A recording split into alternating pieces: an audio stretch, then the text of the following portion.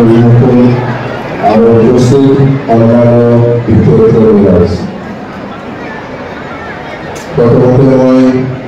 আপোনাৰ সকলোলৈ বিশেষ পৰা মই আশীৰ্বাদ বিচাৰি মই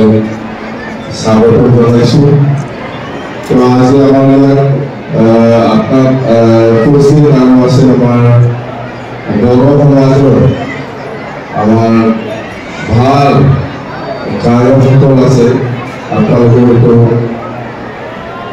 শ্রী ফাইনাল আপনার মধ্যে নামটি শুনিছে শ্রী আপনার পাবে বড় সমাজের ডাঙর আর্টিস্ট গান গোৱা বড়োখিনিত সবচেয়ে বড় গান গান বইগুলোর নাম করে বুঝি আর সম্পূর্ণ খেলা সময় খাই এটা আমার পক্ষে আসি সামনে আছে তোমার মানে আমি পাই না তো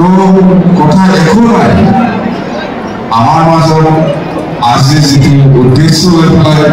আমি সকলে একগোট হৈ পেলাই যেটো আশীর্বাদ দিলে এই আশীর্বাদ দিলে তো আমি সাকসেস বুলি আমি ক'ব পাৰি যেটো উদ্দেশ্য লৈ পেলাই আমি আশীৰ্বাদ দিলে কৰিছোঁ সকলো জাতি জনগোষ্ঠী গৈ পেলাই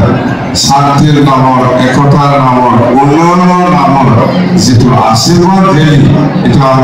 আমি 100% সাকসেস বুলি আমি ক'ব পাৰোঁ হয় না সাকসেস আমি সফল হৈছিলোঁ না আজিৰ দিনটো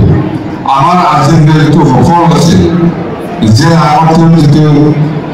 লাস্ট সেপ্টেম্বর মাহত যেটো নির্বাচন হব এই নির্বাচন সঁচাকে এই তিনিটা সমষ্টিয়ে বিজেপিৰ যেটাটো 100% বুলি আমি গ্যাৰেণ্টি দিব পাৰোঁ 100% এখন নাই বিজেপিৰ দলে চৰকাৰ হোৱাৰ পিছত কি কাম কৰিব সেইবিলাক গোটেই কথা এই আমাৰ বিজেপিৰ দলৰ নেতা কৰ্মীসকলে আপোনালোকৰ ওচৰত বুঝাই আছে প্ৰচাৰ কৰি আছে এইবিলাক গোটেই কথা হয়তো যেটো কাম কৰিব পাৰে বিজেপি দলে চৰকাৰ হোৱাৰ পিছত এইবিলাক কথাটোহে প্ৰচাৰ কৰিছে বেলেগ কথা প্ৰচাৰ কৰা নাই আপোনালোকে মনত ৰাখক 100 কোটি টাকা যুৱক যুৱতীসকলৰ কাৰণে ব্যৱহাৰ কৰিবলৈ আমাৰ কৰ্মীসকলে প্ৰচাৰ কৰিছে এইটো সঁচা আত্মসহায়ক গোটৰ কাৰণে 40 কোটি টকা ব্যৱহাৰ কৰিবলৈ কৈছে এইটো সঁচা আৰু গৰীব দুখীয়া শ্ৰেণীৰ ৰাইজসকলৰ লোকসকলৰ কাৰণে 50 কোটি বছৰত ব্যৱহাৰ কৰিবলৈ কৈছে এইটো সঁচা আৰু সকলো জাতি জনগোষ্ঠীৰ যিসকলৰ লগত মাটিৰ পট্টা নাই এই সকলক মাটিৰ পট্টা প্ৰদান কৰিব কোৱাটো সঁচা যেটো কথা লৈ প্ৰচাৰ কৰি আছে বিজেপি দলৰ নেতা কৰ্মীসকলে এইবিলাক গোটেই কথা সঁচা আৰু আমি কৈ পেলাই দেখুৱাই দিম আপোনালোকে চাওক বেছি দিন নাই নিৰ্বাচন সেপ্টেম্বৰ মাহৰ লাষ্ট ফালে দুৰ্গা পূজাৰ আগত ইলেকশ্যন হ'ব চৰকাৰৰ পৰা নিৰ্বাচন হ'ব আৰু চৰকাৰো হ'ব আমাৰ বিজেপি দলৰ কোনো ইফালে নহবি কোনোবা ইউপিপিএল দলৰ মানুহ কোনোবা কংগ্ৰেছৰ মানুহ বা কোনোবা বিজেপিৰ মানুহ বহুত কথা ক'ব পাৰে এইবিলাক বিশ্বাস ল'বলৈ দৰকাৰ নাই বিজেপিয়ে যিটো কৈছে এইটো সঁচা আমি মাটিৰ পট্টা দিম বুলি কৈছে দিব আমি গৰীব দুখীয়া শ্ৰেণীৰ লোকসকলক কাৰণে 50 কোটি টাকা ব্যৱহাৰ কৰিবলৈ কৈছে এইটো কৰিম আৰু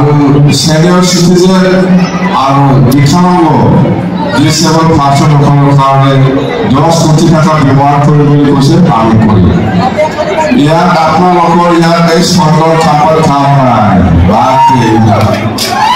আপোনালোকে মনত কৰিছে নেকি আজি তোমাৰ চৰকাৰৰ কাম কিয় নাই কেতিয়াবা গুচি গৈছে নাই আমাৰ লগত নাই চৰকাৰৰ কাম আমাৰ লগত নাই নাম বিচাৰিব নালাগে চৰকাৰৰ কাম আমাৰ লগত নাই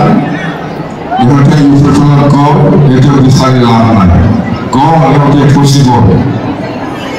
বিশেষজ্ঞ হিচাপে আমি চৰকাৰ গঠন কৰি আপোনালোকৰ ফাৰিয়া ধৰ্ম আছে, আপোনালোকৰ স্বীকৃতি বসুমতাৰী আছে, আপোনালোকৰ জ্ঞান বসুমতাৰী আছে। এই খাজৰগাঁও সীমা আৰু কাৰ্তিক শ্ৰীৰামৰ কাৰণে চৰকাৰ 100% আমি কৰিম। মই বেছি দীঘলীয়া নকৰিম, যিহেতু এতিয়া সময় হৈছে আপোনালোকে ঘৰত যাব লাগে, বহুত দূৰ দূৰৰ পৰা আহিছে। 100% আপোনালোকে বিশ্বাস কৰক, আমি মাটিৰ পাত্তা দিম।